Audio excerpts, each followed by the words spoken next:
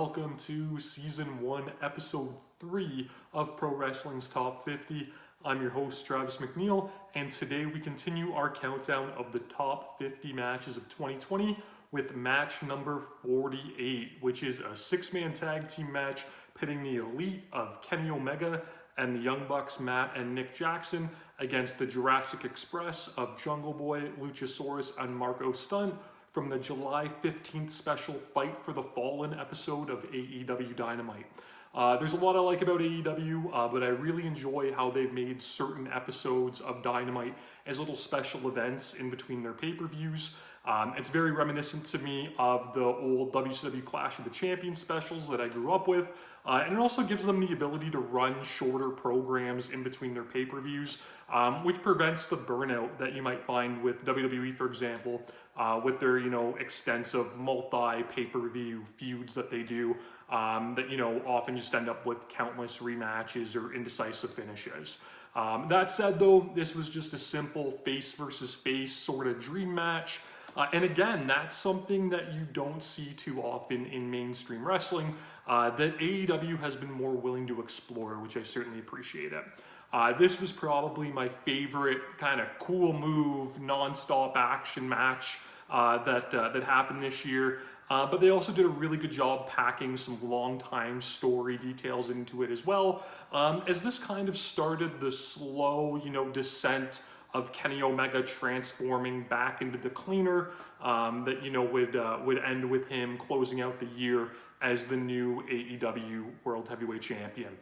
Commentary did a really good job here highlighting that Kenny Omega wasn't taking the match too seriously at start by wearing the t-shirt, and it wasn't until Marko Stunt really started to frustrate him that he started to kind of get more aggressive, and that led directly into both the finish of the match and the post-match as well.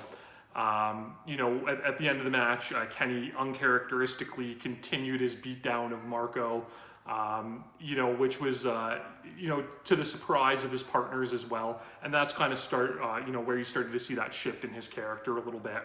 Marko Stunt has constantly felt as though he's the third wheel of the Jurassic Express a little bit. But this match smartly showcased him a whole heck of a lot as he had the Omega story, but it also gave him a bunch of really insane focus spots. There was one point where he did a Dragon Rana off the ring apron. There was another move that I can't even do justice with in words, where his partners, lifted him up by the arms from the floor all the way into the ring, into a Hurricane Rana on Nick Jackson. And the big spot of the match had him doing a Canadian Destroyer off of Luchasaurus' shoulders onto Matt Jackson, who was also standing on the top rope. And it was just completely insane. They even gave him a really good, near fall at the end in the finishing sequence with a cradle on Omega before he got put away. So it was really cool and a really good spotlight for somebody that doesn't always get that. And the match itself, though, wasn't all about Marko. Jungle Boy looked incredible in it, as he often does. He had amazing chemistry with Nick Jackson. I think Nick Jackson is incredibly underrated as a singles wrestler, and it immediately made me want to see them match up in a singles match.